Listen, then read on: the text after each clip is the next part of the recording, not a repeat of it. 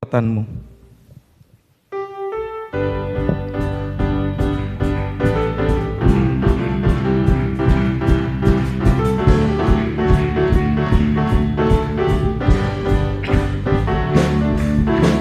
Gerakanlah kekuatanmu ya Allah, tunjukkanlah kuasamu ya Tuhan. Serahkanlah musuhmu, selamatkanlah umatmu. Allah dahsyat di tempat kudusnya. Gerakanlah kekuatanmu ya Allah, tunjukkanlah kuasamu ya Tuhan. Serahkanlah musuhmu, selamatkanlah umatmu. Allah dahsyat di tempat. Mari kita bangkit berdiri saudara. Allah bangkit, bersoraklah. Hei, Allah bangkit, bernyanyilah. Musuh dikalahkan, umatnya dibebaskan. Allah dahsyat di tempat kudusnya. Gerakanlah kekuatanmu ya Allah, tunjukkanlah kuasamu ya Tuhan. Serahkanlah musuhmu, selamatkanlah umatmu. Allah dahsyat di tempat kudusnya. Allah bangkit, bersoraklah. Hei, Allah bangkit, bernyanyilah. Musuh dikalahkan, umatnya dibebaskan. Allah dahsyat di tempat kudusnya. Allah bangkit, bersoraklah. Hei, Allah bangkit, bernyanyilah. Musuh dikalahkan, umatnya dibebaskan. Allah dahsyat di tempat kudusnya. Oleh darah anak domba, oleh kesaksian kita, iblis dikalahkan, kuasanya dihancurkan oleh darah anak domba. Oleh darah anak domba, oleh kesaksian kita, iblis dikalahkan, kuasanya dihancurkan oleh darah anak domba. Oleh darah anak domba, oleh darah anak domba. Haleluya, puji nama Tuhan. Silakan duduk saudara. Sungguh benar kita jadi orang Kristen harus menjadi saksinya Tuhan. Dalam kehidupan kita, perilaku kita harus mencerminkan bahwa kita itu pengikut-pengikut Kristus. Tidak boleh begini begitu, ada batasannya saudara. Puji nama Tuhan. Sebentar kita akan mendengarkan firman Tuhan. Biar kita sambung pujian penyembahan.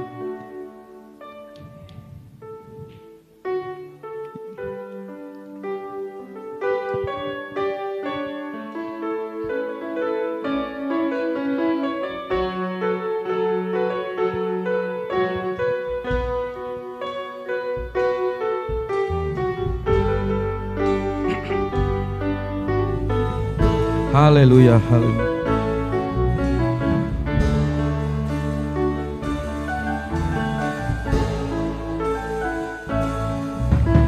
Meskipun Tuhan tak menolongku,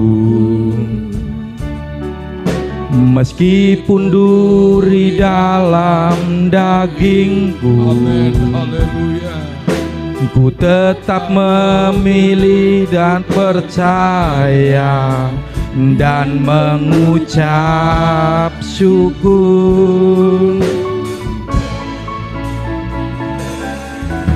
Meskipun doaku tak terjawab, meskipun hatiku habis lenyap, ku tetap memilih untuk percaya dan mengucap syukur. Berkali-kali kau menolong, berkali-kali kau kuatkan. Dalam rasa sakit Engkau ada, Yesus setia.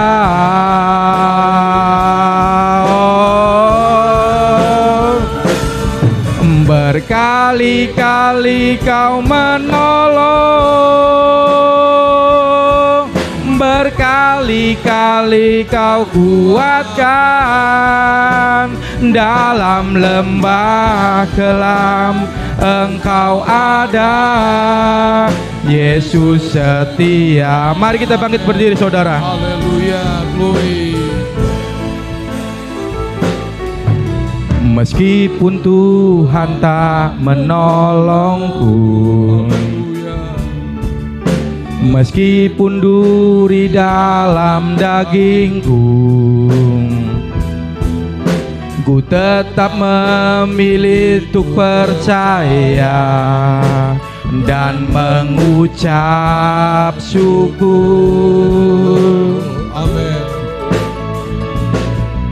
Meskipun doaku tak terjawab, meskipun hatiku habis lenyap, ku tetap memilih untuk percaya dan mengucap syukur. Berkali-kali kau menolong, berkali-kali kau kuatkan. Dalam rasa sakit Engkau ada, Yesus setia. Oh, berkali-kali kau menolong, berkali-kali kau kuatkan. Dalam lembah kelam Engkau ada, Yesus setia. Meskipun Tuhan tidak menolong kita, meskipun Tuhan tak menolongku, meskipun duri dalam dagingku,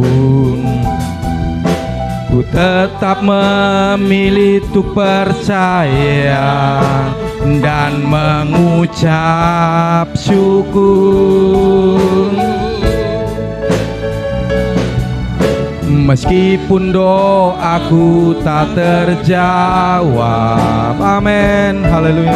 Meskipun hatiku habis lenyap, ku tetap memilih untuk percaya dan mengucap syukur. Haleluya. Berkali-kali kau menolong, berkali-kali kau kuatkan. Dalam rasa sakit Engkau ada, Yesus setia. Haleluya. berkali-kali Kau menolong, berkali-kali Kau kuatkan. Dalam lembah kelam Engkau ada, Yesus setia. Berkali-kali, berkali-kali Kau menolong, amin.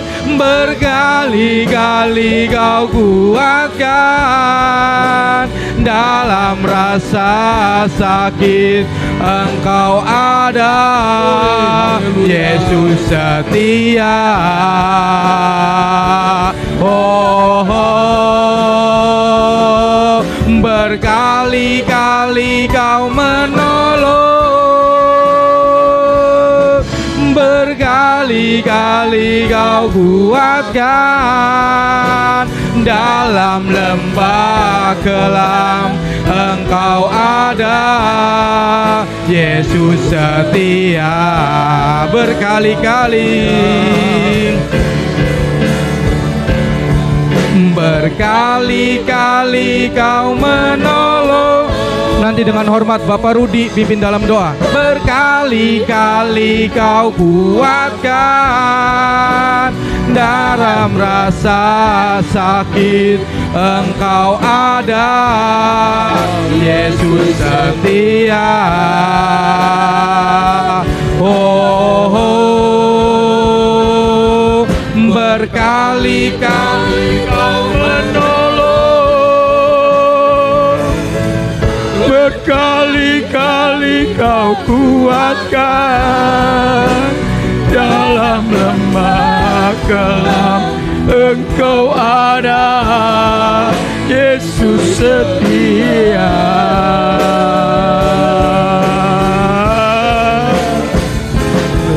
Berkali-kali Kau menolong, amin. Berkali-kali Kau kuatkan. Dalam rasa sakit Engkau ada, Yesus setia. Haleluya. Berkali-kali Kau menolong, berkali-kali Kau kuatkan. Dalam lembah kelam Engkau ada, Yesus setia. Haleluya. Dalam lembah kelam Engkau ada, Yesus setia. Dalam lembah kelam, dalam lembah kelam Engkau ada,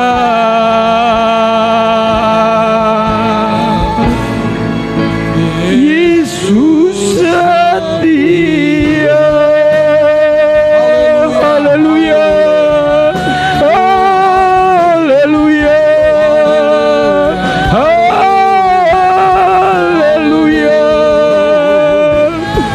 Glory, haleluya. Glory, bala bala bala bala bala bala bala. Ya bala bala bala bala bala bala bala bala bala bala bala bala. Glory.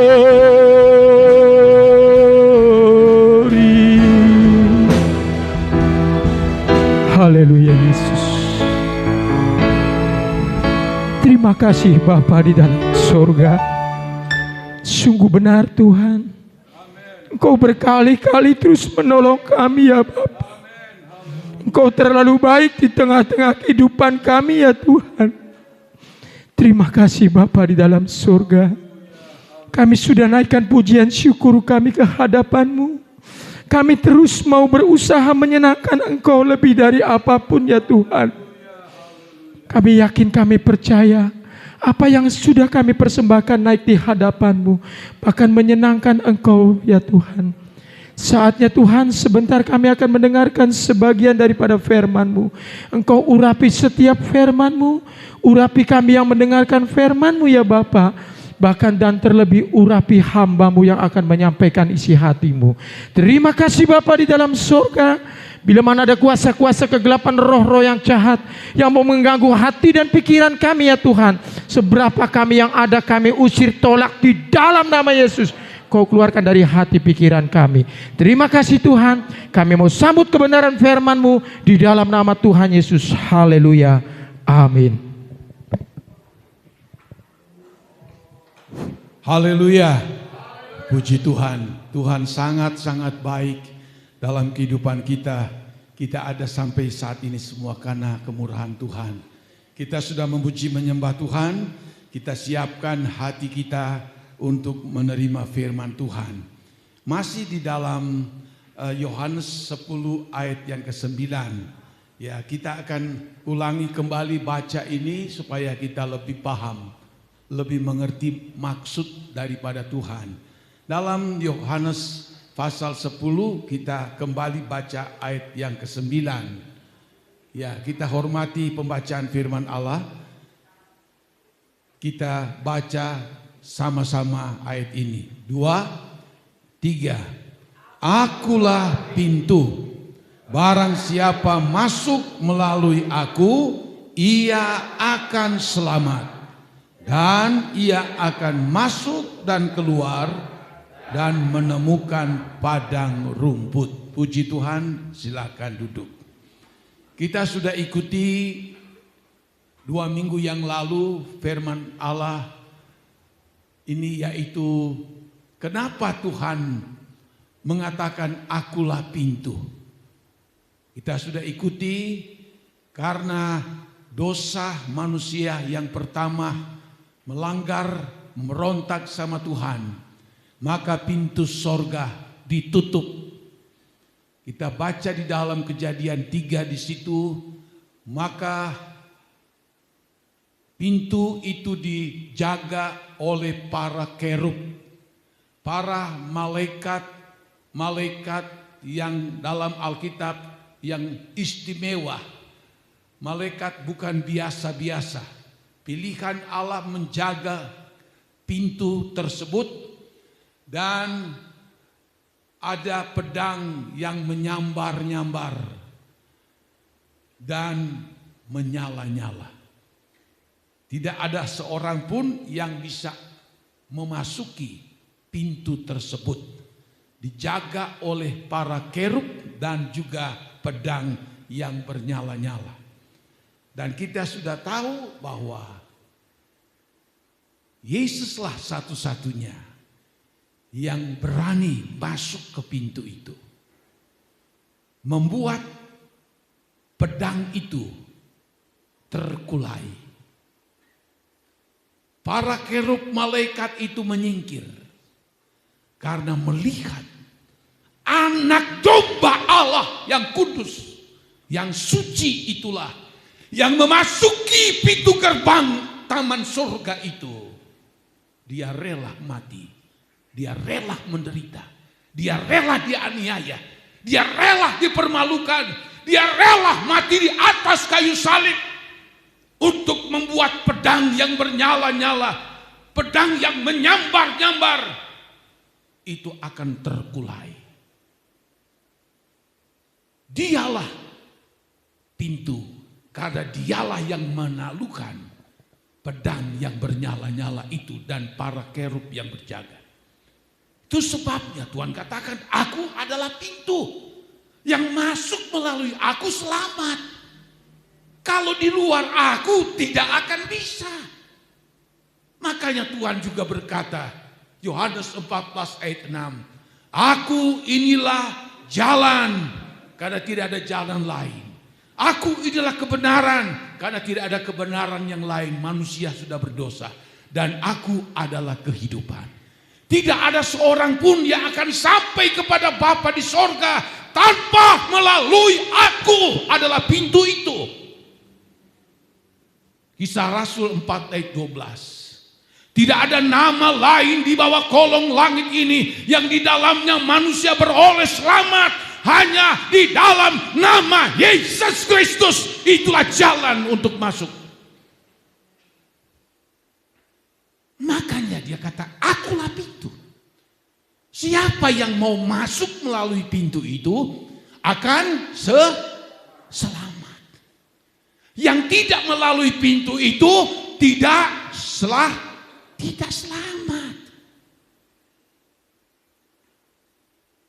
Mau bagaimanapun, dalil banyak orang yang beragama, mengatakan ini, itu, dan sebagainya tidak bisa.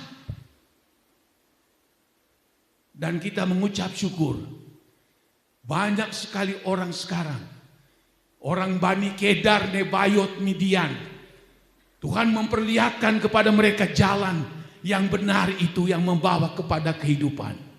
Tuhan celikkan mereka, Tuhan beri penglihatan, Tuhan beri mimpi kepada mereka, dan berkata, inilah jalan yang menuju kepada keselamatan, tidak lain hanya dalam Yesus Kristus.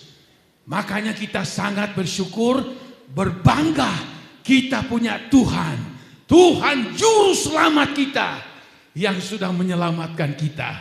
Kita pewaris-pewaris kerajaan surga. Puji Tuhan. Tapi kita sudah ikuti, ya. Ternyata pintu itu Tuhan katakan sempit. Masuklah kamu pada pintu yang sempit. Karena lebarlah jalan yang akan menuju kepada kebinasaan. Sempitlah pintu yang akan membawa engkau kepada keselamatan. Dan lebarlah pintu, lebarlah jalan akan membawa orang kepada kebinasaan. Tuhan Yesus yang kasih tahu seperti itu. Tuhan tahu banyak sekali orang yang akan melewati pintu yang lebar. Pintu sempit, sedikit kata Tuhan Yesus. Padahal itu yang akan membawa kepada keselamatan. Tetapi kalau kita mengerti kebenaran Allah, kalau kita tahu isi hati Tuhan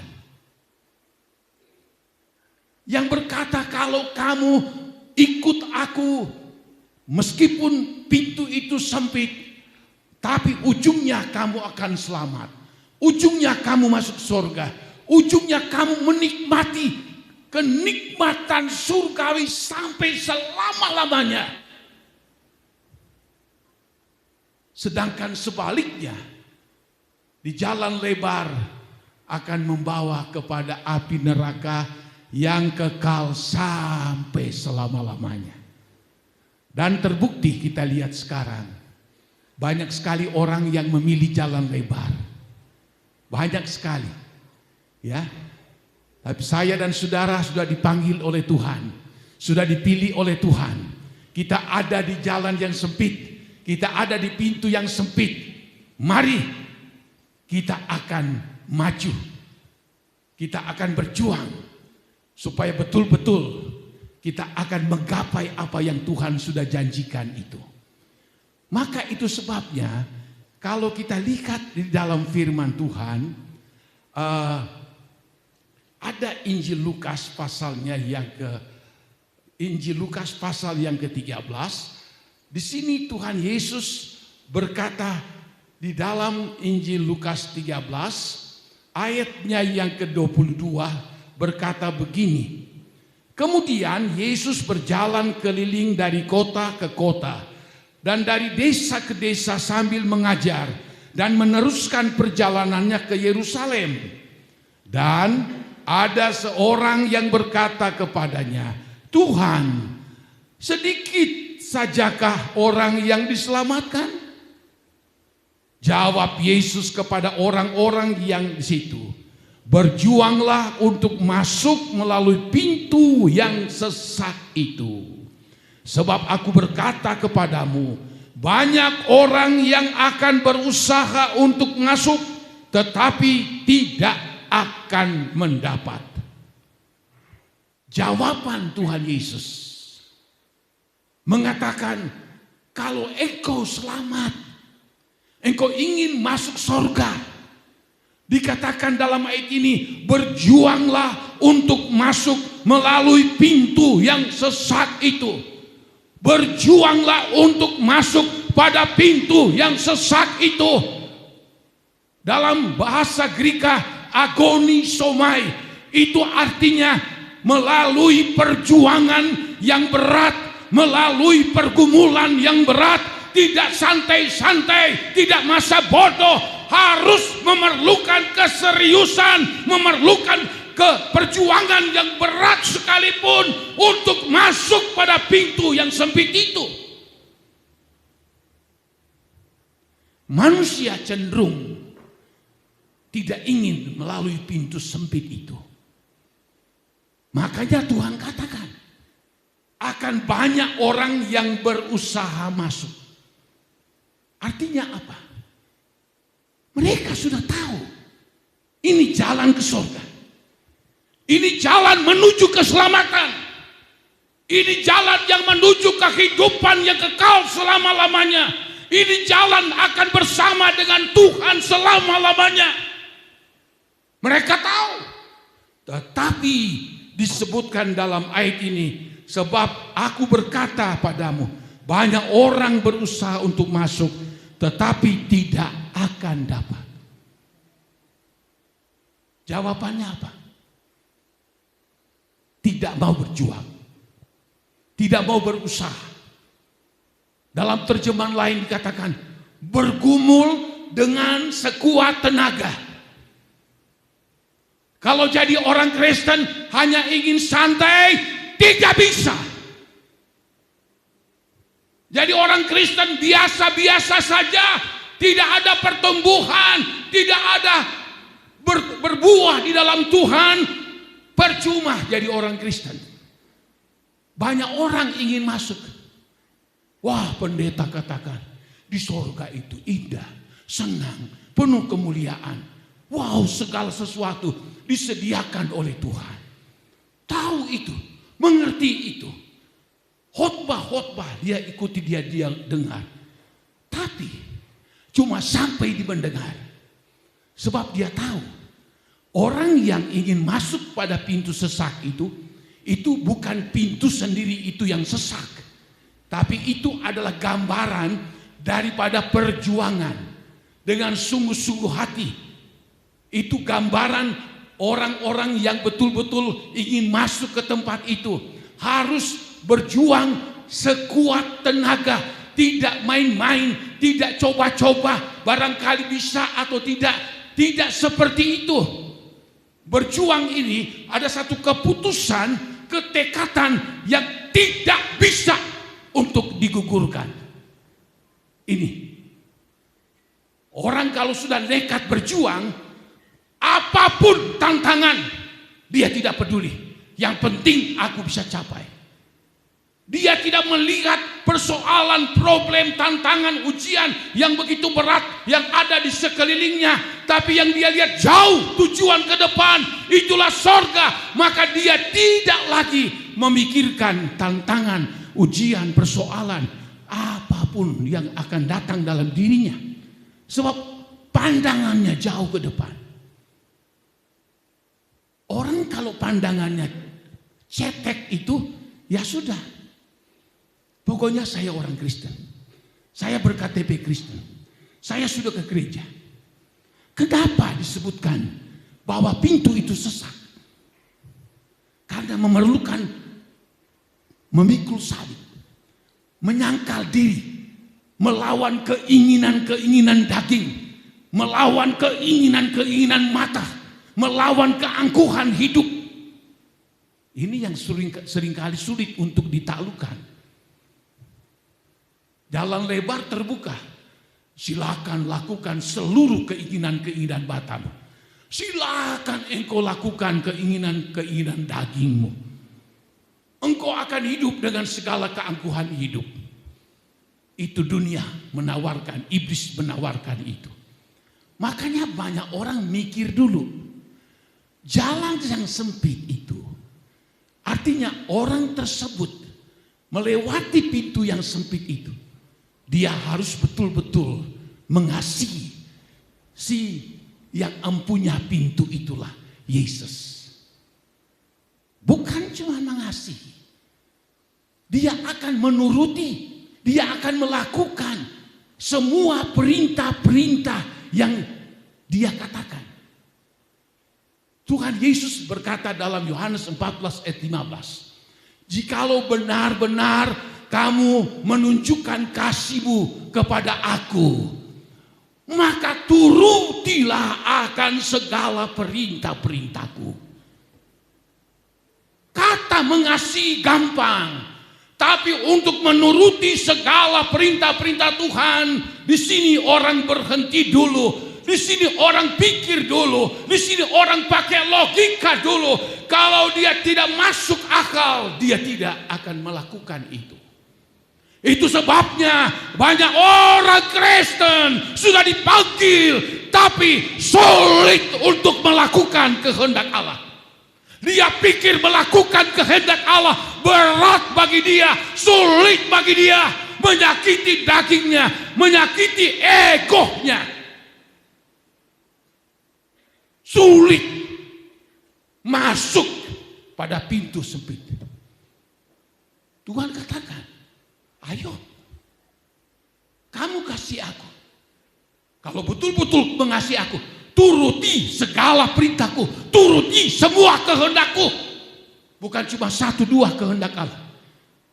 Sebab Tuhan katakan dalam Matius 7 ayat 23, bukan semua orang yang berseru Tuhan, Tuhan masuk surga. Tidak, hanya mereka yang melakukan kehendak Allah. Hanya mereka yang melakukan kehendak Allah. Yang tidak melakukan tidak bisa.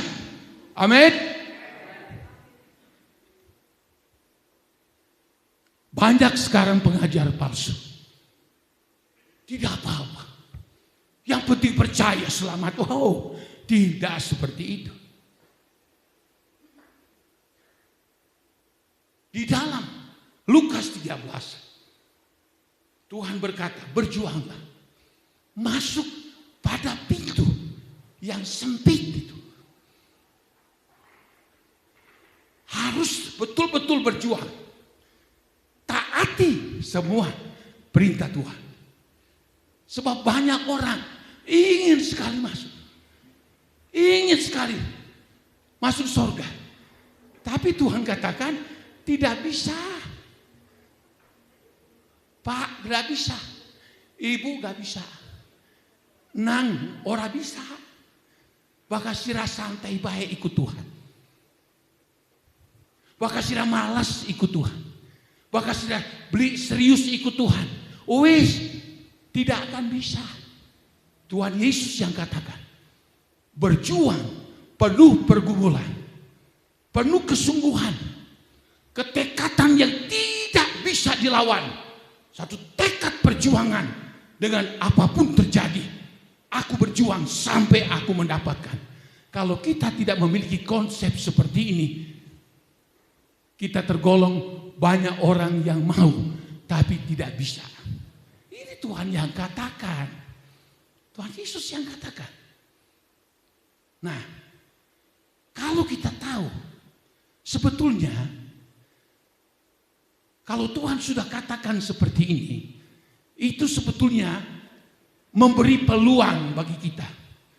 Mumpung kita masih sehat, mumpung kita masih kuat, mumpung kita masih hidup. Sebelum kamu mati, ini kesempatan engkau berjuang. Kalau engkau sudah sakit parah, menjelang maut, ataupun sudah mati, tidak akan ada lagi kata berjuang. Sudah tidak ada. Ada seorang bapak dulu, saya di tempat praktek. Dia pemabuk, dia penjudi, sakit. Lalu kami doakan. Dia katakan, kalau saya sembuh sedikit, saya akan pergi ke gereja. sembuh. Seminggu, 2 minggu, 3 minggu. Tidak pernah nongol. Dia tidak mau berjuang. Hanya tunggu sedikit waktu. Si bapak ini mati. Dia cuma ingin ke gereja. Dia cuma ingin masuk surga. Cuma diingin doang. Tapi tidak disertai perjuangan. Saya berani jelaskan, saya sebagai hamba Tuhan. Jangan harap engkau masuk surga kalau engkau tidak berjuang dengan sungguh-sungguh. Jangan harap. Tuhan Yesus sendiri yang katakan. Kenapa sih kita harus berjuang? Kenapa? Dan ini banyak orang yang tidak suka. Kita lihat di dalam Alkitab. Alkitab menulis dalam 1 Korintus pasalnya yang ke-6. Kita bisa lihat bagaimana kita harus berjuang untuk hidup berkenan kepada Tuhan, menyenangkan hati Tuhan, kita hidup seturut dengan firman Tuhan. Dalam 1 Korintus 6 ayat 9 berkata begini, atau tidak tahukah kamu bahwa orang-orang yang tidak adil tidak akan mendapat bagian dalam kerajaan Allah? Jangan sesat, orang cabul, penyembah berhala, orang berzina, banci, pemburit, pencuri, orang kikir, pemabuk, pemfitnah, dan penipu tidak akan mendapat bagian dalam kerajaan Allah. Ini adalah bagaikan pintu yang sempit yang harus kita perjuangkan untuk hidup dalam keadilan. Sebab seringkali manusia dia tidak adil. Tidak adil. Dia manjakan dirinya. Tapi kepada Tuhan dia pisahkan. Dia tidak peduli sama Tuhan. Tidak adil. Kamu harus adil. Tuhan beri nafas hidup kita. Kamu bagaimana caranya berbuat adil kepada Tuhan. Nah, orang yang tidak adil tidak akan masuk surga. Disebutkan juga, dan orang cabul, ya, penyembah berhala, orang yang berzina, ya, banci, orang pemburi. Banci itu adalah dia sebetulnya laki tapi pengen jadi wadon. Dia wadon pengen jadi laki. Pemburit itu artinya orang-orang yang hidup dengan cara seperti itu. Gimana? Itu udah bawaan. Tidak. Tuhan jadikan cuma 2. 1 laki dan 1 perempuan. Tidak ada di tengah-tengah. Banci dan pemburit, orang-orang yang ada di tengah, di luar jalur. Jadi bagaimana orang seperti ini? Ya mereka harus bertobat. Berdoa sama Tuhan. Ada teman saya di sekolah Alkitab di Beji. Orang Madura asli. Bertobat lalu dia sekolah Alkitab. Tapi kaget sekali dia lemah gemulai. Omongannya seringkali dia dibully oleh teman-teman. Karena sifat kewadonan itu begitu menonjol dalam dirinya. Berjalannya waktu, saya ketemu ada seminar di Jakarta. Di GBK. Gedung olahraga di Jakarta. Pas saya keluar dari acara istirahat, saya ketemu ini orang ini. Saya kaget. Dia gandeng istrinya. Berbeni, ini istri saya. Belum habis kaget saya dia pegang istrinya. Kaget saya dengar suaranya bariton. Suaranya laki-laki banget. Wah, hebat. Ya. Bertobat berarti ini orang ini. Nah, lalu dikatakan orang yang mencuri tidak masuk surga. Jangan berharap saya mencuri nanti bertobat, nanti mencuri lagi. Tidak bisa. Dia harus bertobat sungguh-sungguh. Dan orang yang kikir. Orang kikir itu hanya untuk dirinya sendiri saja. Bagaimana untuk keperluannya, keinginannya, semuanya untuk dia. Dan tidak memikirkan hal-hal yang lain. Terlebih untuk memikirkan pekerjaan Tuhan. Seperti Nabal di dalam kitab 1 Samuel. Wonge medite udah minta ampun. Perhitungannya luar biasa. Daud marah, sudah menolong si Nabal dengan segala ternaknya yang banyak. Tapi arep jaluk baik seekor domba, ora diupai, malah nyewot-nyewot si Nabal.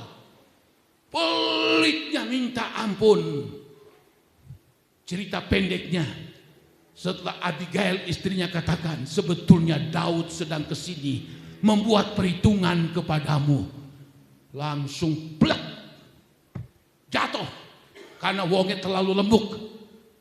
Kenapa lemuk? Terlalu makan banyak, enak-enak. Karena dia hidup hanya untuk sendiri. 10 hari kemudian, matilah, kata istrinya. Benar, Nabal namanya. Dan orangnya memang kebal. Nah, istrinya katakan kepada dia, benar namanya Nabal. Sebab wonge memang wis kebal. Pelitnya minta ampun, cuma mikir dirinya saja yang dia pikirkan. Untuk Tuhan dan pekerjaan Tuhan nomor ke-10, tidak peduli. Orang kikir tidak akan masuk surga, amin. Oh amin, cuma setitik. Orang kikir tidak masuk surga, amin. Begitu supaya kita lebih tahu. Lalu disebutkan, orang yang pemabuk, pemfitnah, penipu tidak akan mendapat bagian dalam kerajaan Allah. Ini pintu yang sempit. Orang sudah biasa berzina, biasa mencuri, biasa kikir, biasa pemabuk, pemfitnah, penipu dan sebagainya. Kalau disuruh bertobat, aduh angel banget, susah banget. Dia pilih jalan lebar, leluasa dia lakukan. Tapi jalan sempit ini dia tidak mau lakukan. 2 kali disebutkan dalam ayat 9, tidak mendapat bagian dalam kerajaan Allah. Ayat 10 juga dikatakan, tidak akan mendapat bagian dalam kerajaan Allah. Ayo. Waktu masuk, ada Yesus. Wah, mau masuk sudah di pintu gerbang. Waduh, Tuhan Yesus tahu semua perbuatan kita. Wah iki, wonge ke gereja sih ke gereja. Wonge melayani sih ke delenge melayani. Tapi uripe mangkenen. Tuhan tahu kita orang tidak benar. Tuhan tahu kita orang yang berzina kita. Tuhan tahu kita orang yang pencuri, suka curi kita. Tuhan tahu kita adalah orang yang kikir. Hei, orang bisa. Sebab masuk ke surga itu harus orang yang benar-benar. Nah ini contoh. Ini yang harus kita berjuang. Kalau dulu kita pemabuk, berzina. Dulu kita pencuri, kikir dan sebagainya. Kita tanggalkan itu. Berhenti ikut di jalan yang lebar. Mari kita masuk di jalan yang sempit, yang menjanjikan hidup yang kekal di dalam surga. Amin. Lalu ada lagi di dalam kitab Galatia pasalnya yang kelima, di situ dikatakan begini, yang harus betul-betul kita pahami, yaitu supaya kita bisa masuk surga. Dalam Galatia 5 mulai ayat 19 berkata begini, perbuatan daging telah nyata, yaitu percabulan, kecemaran, hawa nafsu, penyembahan berhala, sihir, perseteruan, perselisihan, iri hati, amarah, kepentingan diri sendiri, percideraan, roh pemecah, kedengkian, kemabukan, pesta porah dan sebagainya. Nah, kita baca ayat 21 mulai dari kata terhadap 2, 3, Terhadap semuanya itu kuperingatkan kamu seperti yang telah kubuat dahulu, bahwa barang siapa melakukan hal-hal yang demikian, ia tidak akan mendapat bagian dalam kerajaan Allah. Amin. Tidak bisa. Tuhan tidak bisa kompromi dengan dosa, tidak bisa. Dosa ya dosa.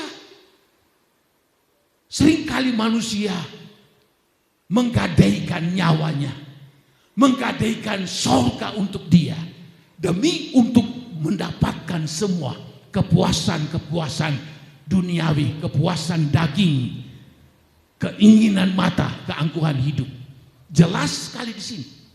Belasan yang harus kita lawan. Harus kita lawan, meskipun itu sempit, berat, tapi pilihan. Apakah kita mau melakukan itu atau tidak? Saya pernah katakan dulu, saya bersaksi, saya dari Subang, lalu ketemu seorang yang seorang advokat, orang pebisnis juga. Dia katakan, Pak, mau kemana? Saya pulang di kandang haur. Wah, ikut saya saja, Pak. Kebetulan saya mau arah timur. Dia bawa sedan bagus. Saya diajak, ya saya ikut saja, tidak bayar ongkos. Saya ingat betul. Persis di jembatan yang suka pakai sapu lidi minta-minta duit itu di pinggir jalan. Jembatan apa? Sewo. Saya ingat betul karena kaget betul. Sepanjang jalan dia cerita, istrinya aktif, bahkan istrinya melayani Tuhan. Pak Pendeta, saya punya mobil, ada berapa truk, dan mobil saya itu dipakai untuk ambil batu, ambil pasir untuk pembangunan gereja. Wah, saya kata, bukan main, bagus banget ini, Pak. Ya iya, melayani Tuhan memang harus begitu. Kita harus berkorban. Nah, pas sampai di jembatan itu dia berkata, Pak, tapi ada yang saya masih sulit untuk melepaskan. Apa itu? Pas di jembatan itu dia katakan, main wadon. Wah, berzina. Saya kaget karena kaget betul. Di sepanjang jalan dia cerita gereja, cerita pelayanan, istrinya begini, dia sumbang ini itu. Pas di jembatan dia katakan, yang kurang sama saya sulit untuk melepaskan wong wadon. Wow, saya kaget. Tapi saya sebagai hamba Tuhan, Bapak harus berjuang, lepaskan itu. Tapi gimana ya, Pak? Kalau dalam wadon ayu timbul keinginan, itu dosa. Saya nasihati dia, biarpun dia orang yang terhormat, saya sebagai hamba Tuhan. Dia dengar atau tidak? Berapa bulan kemudian saya dapat berita dari seseorang. Orang tersebut dia mati di Hotel Cipanas Puncak. Otak saya jalan ke puncak, karos apa? Imajinasi saya, wah, dosanya dia mungkin belum lepas, enak, nikmat.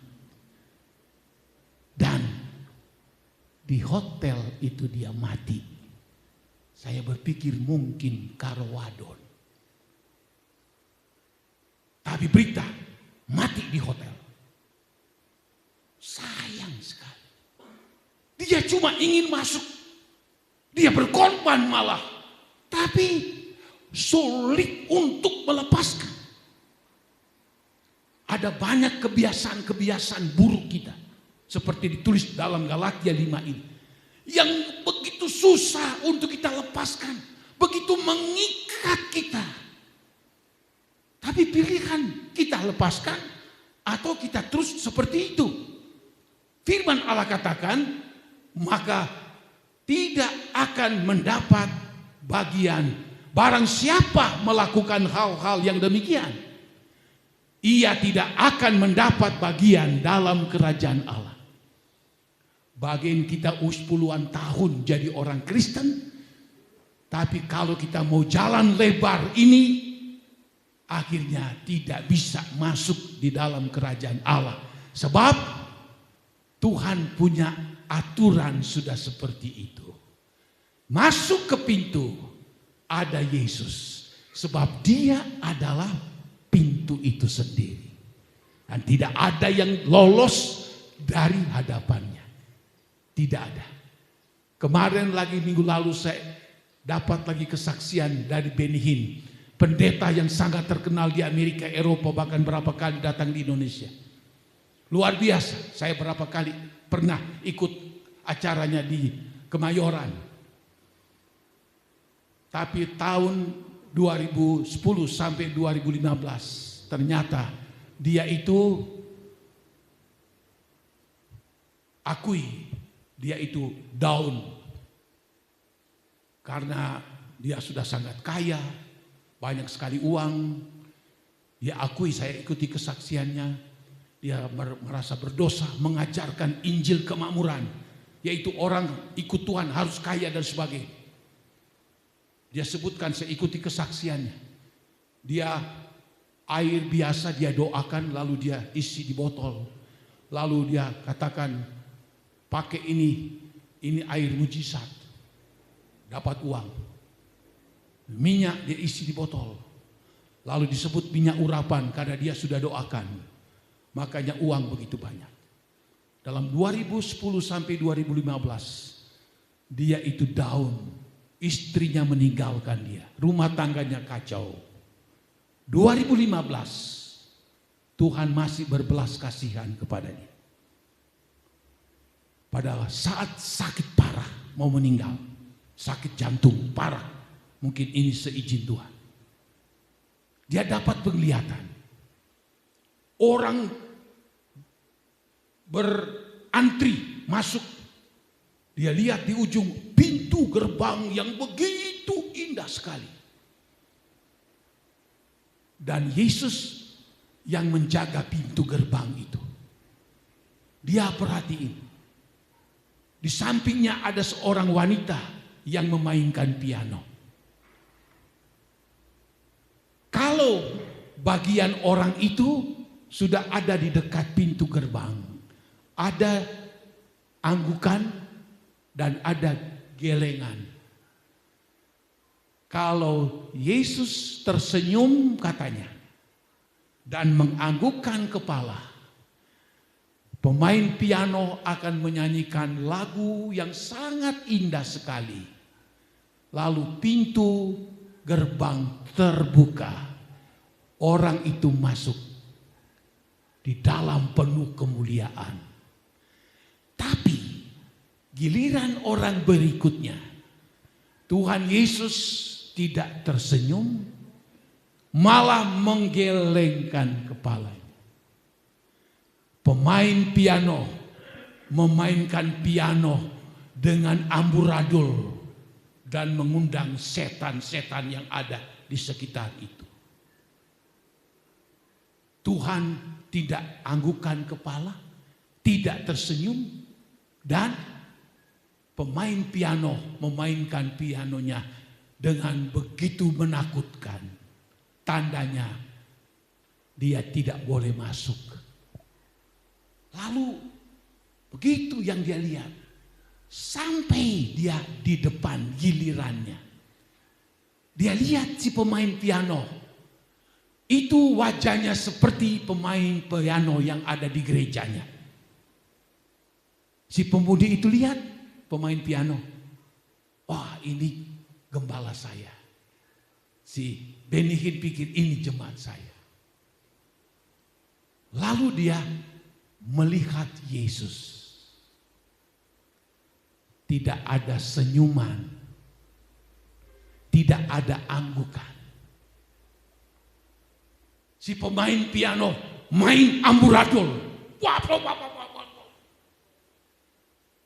Dalam kesaksiannya dia katakan, saya begitu takut luar biasa. Dia sadari selama tahun 2010 sampai 2015 dia banyak melakukan hal yang tidak menyenangkan hati dari Tuhan. Pada saat seperti itu, pintu tidak dibukakan. Yesus tidak tersenyum kepada pendeta besar ini meskipun dia pelayan yang hebat. Dan dia lihat seperti Tuhan mau menggelengkan kepala. Dan kalau sudah seperti itu, berarti dia harus disingkirkan, dibawa ke neraka. Saat itu dia sadar, dia bangun. Wow, dia kaget. Lalu ada suara, aku akan memberikan engkau kesempatan yang kedua. Pergunakanlah itu dengan sebaiknya. Kalau tidak, engkau akan menyesal sendiri. Bayangin pendeta yang begitu menyelamatkan ribuan orang. Tapi di depan pintu gerbang Tuhan tidak tersenyum. Rupanya dia tergoda dengan jalan lebar. Tadinya sempit. Dia termakan mungkin dengan keinginan mata, keangkuhan hidup. Oh, keinginan daging. Akhirnya dia down. Ini peringatan untuk saya dan saudara. Tuhan tidak mau kompromi dengan dosa. Ayo kita mau berusaha. Mau lewati pintu sesat. Kita tidak sendirian. Tuhan ada. Roh Kudus akan menolong kita, membantu kita.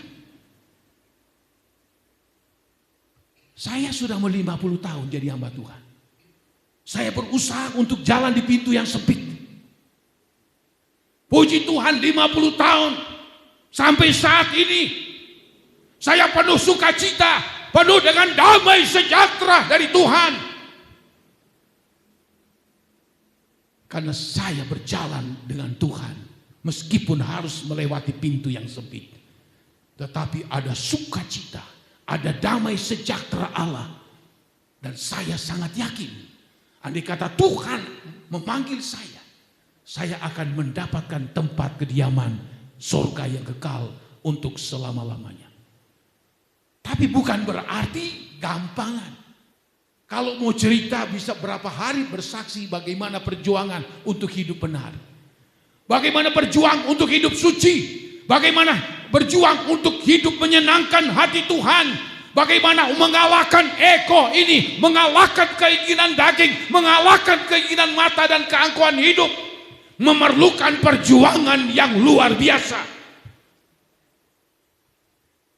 Ini yang perlu kita harus pahami dengan sesungguhnya. Bahkan di dalam Wahyu pasalnya yang ke-21, di situ pun dikatakan dalam ayat 8 berkata begini. Tetapi orang-orang penakut, orang-orang yang tidak percaya, orang-orang keji, orang-orang pembunuh, orang-orang sundal, tukang-tukang sihir, penyembah-penyembah berhala, dan semua pendusta, mereka akan mendapat bagian mereka di dalam lautan yang menyala-nyala oleh api dan belerang. Inilah kematian yang kedua. 1 Korintus 6, Galatia 5, Wahyu 21 ayat 8. Inilah merupakan jalan yang lebar yang kita hindari. Kalau kita pilih itu, kita masuk neraka. Tuhan sudah kasih tahu nih dalam 1 Korintus 6 nih, ini jalan-jalan yang lebar. Ini Galatia 5, ini jalan-jalan yang lebar ini. Pintu yang lebar. Wahyu 21 ayat 8 ini juga jalan-jalan yang lebar. Kita pilih mana? Mau pilih jalan yang sempit, pintu yang sempit. Tapi Tuhan katakan memerlukan perjuangan. Tidak serta-merta kita ke gereja, orang Kristen, lalu kita bisa lolos masuk ke pintu yang sempit. Tidak bisa. Memerlukan perjuangan, memerlukan pergumulan dengan kesungguhan hati. Orang yang mendua hati Tuhan benci, Alkitab katakan. Orang yang mendua hati, maka mereka itu tidak akan mendapat akan apa yang diinginkan Tuhan dalam hidupnya. Berdua hati saja bisa begitu. Pagi hari yang indah ini, firman Tuhan mengingatkan saya dan saudara. Kalau kita ingin masuk ke dalam surga yang disediakan oleh Tuhan, berjuanglah untuk masuk melalui pintu yang sesak itu. Sebab aku berkata kepadamu, banyak orang akan berusaha untuk masuk, tapi tidak akan dapat. Tuhan tegaskan, tidak ada kalimat di situ ada pilihan, tidak ada. Ya, yang tidak mau berjuang tidak bisa masuk, tidak bisa. Yesus adalah pintu, dialah penjaga. Saudara tahu, saya tambahkan ayat Wahyu 21 ayat 21. Ya. Di situ dikatakan begini. Wahyu 21 ayat 21. Ke-12 pintu gerbang itu adalah 12 mutiara. Setiap pintu gerbang terdiri dari 1 mutiara dan jalan-jalan kota itu dari emas murni bagaikan kaca bening. Kenapa pintu sorga dibuat dari mutiara? Kenapa? Kenapa tidak dibuat dari berlian? Dibuat dari emas, dibuat dari perak, atau batu-batu mulia? Kenapa? Yang disebutkan pintu gerbang sorga dibuat dari mutiara. Saudara, pernah saya kasih tahu, mendapatkan mutiara yang asli, yang tulen, yang kualitas tinggi nomor 1. Biasanya itu di Laut Banda sebelah timur Pulau Sulawesi, ada Laut Banda yang terdalam di Indonesia. Disitulah banyak penyelam-penyelam mencari kerang yang mereka buka, itu ada mutiara. Proses terjadinya mutiara, saudara, saya sudah pernah beritahu dulu. Kerang yang sedang mencari makanan di pasir dasar laut, cari makan, dia mengap, set, ada ikan lewat, kebas, set, pasir masuk ke kerang, dia buka. Pasir itu masuk ke dalam tubuh kerang yang sangat lembut, sangat lentur itu. Pasir masuk ke dalam kerang yang lentur, ibaratnya dia mendapatkan musibah besar, sakit luar biasa. Kemana dia pergi? Pasir itu bergerak menyakiti apa yang ada di dalam, yang sangat lentur dan sangat-sangat lembut itu. Dan pada saat pasir itu menggerus di dalam dari kerang itu, ibaratnya dia menangis. Waktu kalau orang dia menangis, dia mengeluarkan cairan, kalau kita air mata. Tapi kalau kerang, dia mengeluarkan cairan, bukan air mata. Tapi cairan itu, ada cairan itu yang akan menjadi mutiara.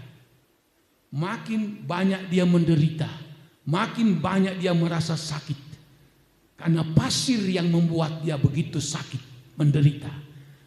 Dia punya cairan menahan sakit makin keluar. Setahun mulai berbentuk mutiara kecil. 2 tahun mulai bertambah besar. 3 tahun, 4 tahun, 5 tahun, 10 tahun dan seterusnya. Sampai didapati oleh penyelam. Kalau dia sudah berumur cukup lama, mereka ambil itu Dan mereka buka. Maka di situ terdapat mutiara yang begitu indah, mengkilap begitu asli, dan harganya bisa melebihi dari emas. Banyak dipakai oleh orang-orang yang konglomerat. Ratu Elizabeth dulu pakai, wih hebat sekali. Sangat-sangat indah. Kenapa pintu sorga itu dibuat dari mutiara? Mutiara lambang daripada penderitaan. Siapakah itu? Yesus telah menderita. Dia tersiksa begitu luar biasa untuk menyelamatkan saya dan saudara. Tidak ada seorang pun berani masuk di pintu Taman Eden. Malaikat tidak. Apapun itu ciptaan Allah tidak bisa. Hanya seorang yang namanya Yesus, dia adalah Allah yang darahnya kudus, tidak ada cacat celah. Dialah yang diutus memasuki pintu gerbang sorga itu. Dan dia rela taklukan para kerub malaikat itu. Dia rela ditebas dengan pedang bernyala-nyala. Tubuhnya hancur dari kepala sampai di kaki. Supaya pedang yang akan menghancurkan kita manusia, dia sudah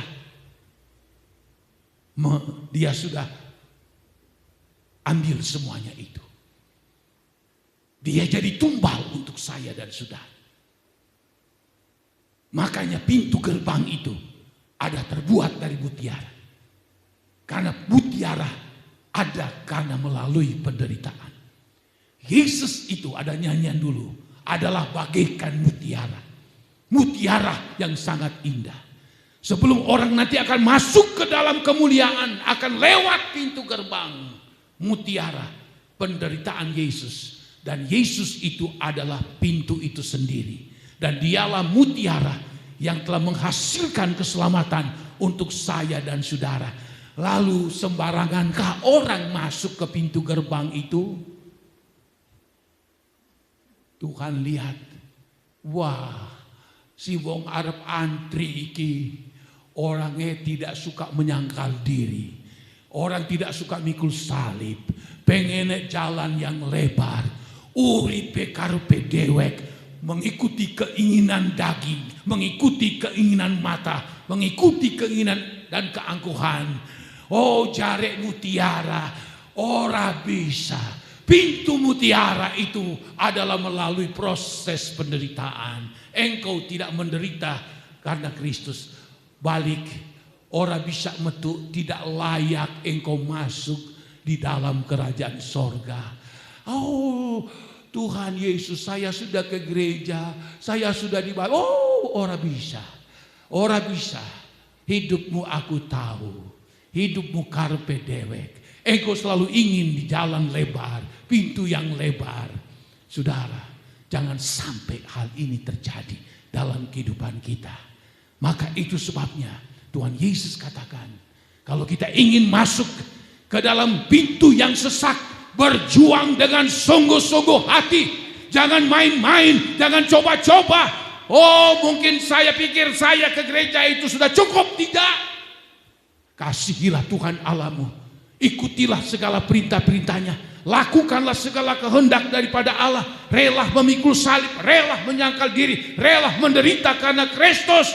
Dan kita akan lihat, saudara, maka pintu terbuka bagi saya dan saudara. Waktu Yesus melihat kita, oh, dia tidak gelengkan kepalanya.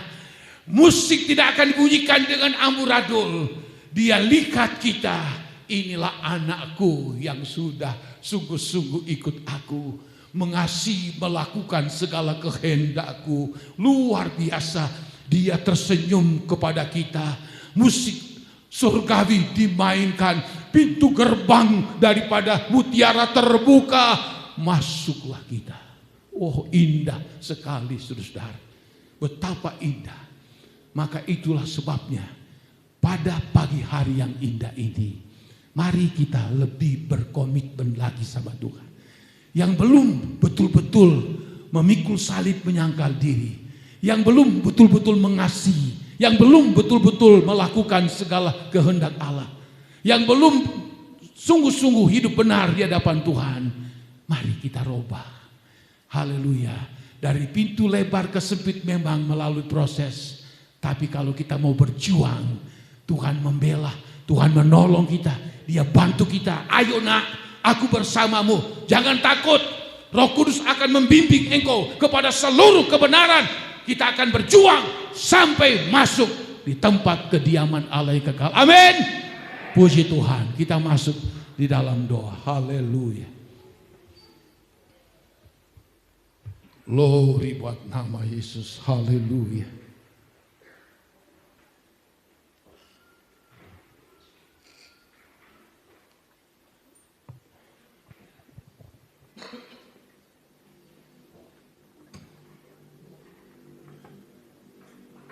Haleluya, haleluya. Peganglah tanganku Roh Kudus, setiap hari. Kita berdiri, amin. Ku tak dapat jalan sendiri tanpa Roh-Mu. Haleluya. Oh, bawalah diriku kepada segala, oh abaya basakala abaya bas, haleluya, amin.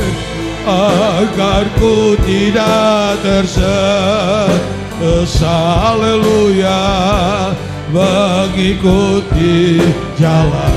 Peganglah tanganku Roh Kudus. Oh, peganglah tanganku Roh Kudus. Biar kita minta Roh Kudus menopang hidup kita, berjalan di tengah-tengah dunia. Oh, jalan lebar selalu menggoda kita, jalan yang lebar, pintu yang lebar, oh selalu untuk menggoda, merayu kita supaya kita ikuti jalannya. Tapi kita akan binasa, kita akan masuk di dalam neraka. Tapi kalau kita mau milih jalan yang sempit, oh pintu yang sempit, akan mendapatkan kehidupan yang kekal. Amin. Oh, tidak glory, haleluya. Oh, mengikuti kudus, kudus Tuhan. Nanti Bapak amin berdoa. Oh, kudus, kudus Tuhan. Oh, kudus namamu, haleluya. Oh, ku beri syukur dalam oh simfoni indah. Haleluya. Oh, ajaib, ajaib Tuhan. Oh, ajaib namamu. Oh, nama yang di mana, oh Yesus nama ajaib, ajaib Tuhan, haleluya.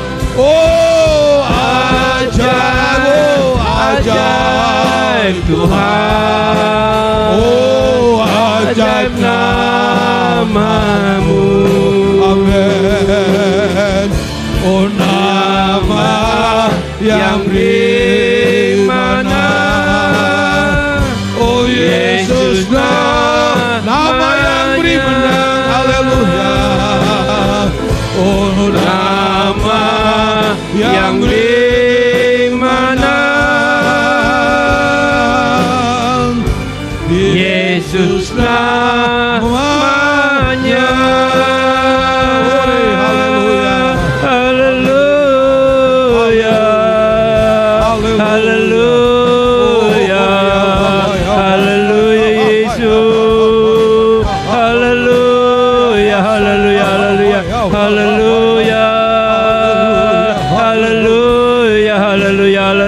Haleluya Yesus, haleluya, haleluya.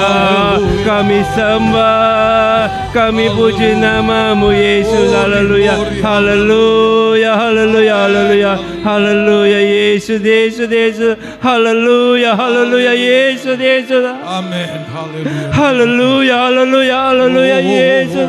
Haleluya, haleluya, haleluya, haleluya Yesus. Ampunilah kami Yesus. Haleluya. Haleluya, haleluya, haleluya, haleluya.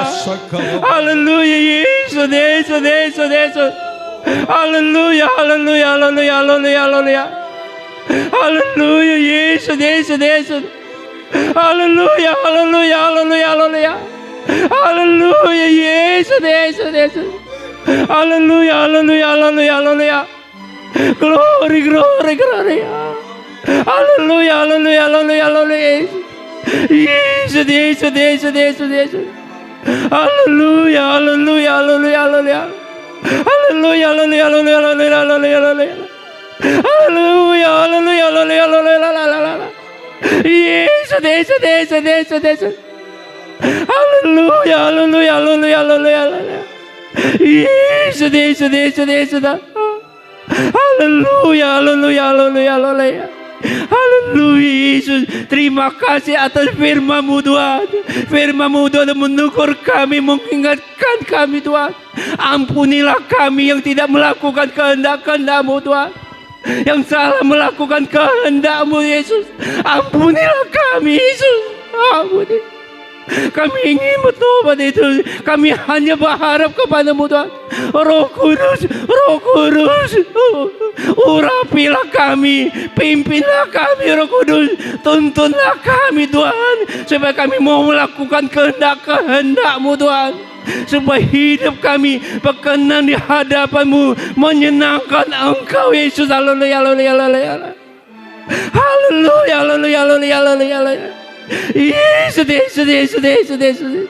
Haleluya, haleluya, haleluya. Supaya kami bisa mengalahkan ego kami Tuhan, kelakuan-kelakuan yang kami yang tidak benar ini Tuhan, supaya kami bisa kalahkan Tuhan. Tapi tanpa Engkau Roh Kudus kami tidak sanggup Yesus. Kami hanya membutuhkan Engkau Roh Kudus, Roh Kudus yang akan menjamah kami. Jamalah kami Tuhan. Kami bisa taklukkan ego kami Tuhan. Urapi kami Tuhan. Tanamkanlah firman-Mu di dalam kehidupan kami, supaya firman-Mu menjadi rema dalam kehidupan kami Tuhan, supaya hidup kami makin hari makin menyenangkan Engkau, berkenan di hadapan-Mu Yesus, supaya kami layak di hadapan-Mu Yesus. Haleluya, haleluya, haleluya, haleluya. Terima kasih Tuhan, terima kasih. Engkau berkati Tuhan, berkati Bapak Gembala kami Tuhan, berkati, beri kekuatan, kesehatan selalu. Pakai Bapak Gembala kami lebih heran lagi Tuhan, supaya firman Tuhan akan disampaikan, memimpin, menuntun kehidupan kami Tuhan, supaya hidup kami makin menyenangkan Engkau Tuhan. Terima kasih Tuhan, terima kasih. Engkau juga berkati firman-Mu Tuhan, tertanamkan di dalam kehidupan, menjadi rema dalam kehidupan kami Tuhan. Terima kasih Tuhan, terima kasih. Sebentar kami akan berkorban Tuhan, Engkau balas sesuai dengan firman-Mu Tuhan. Kami terima kasih, bersyukur dalam nama Yesus. Haleluya, haleluya, amin.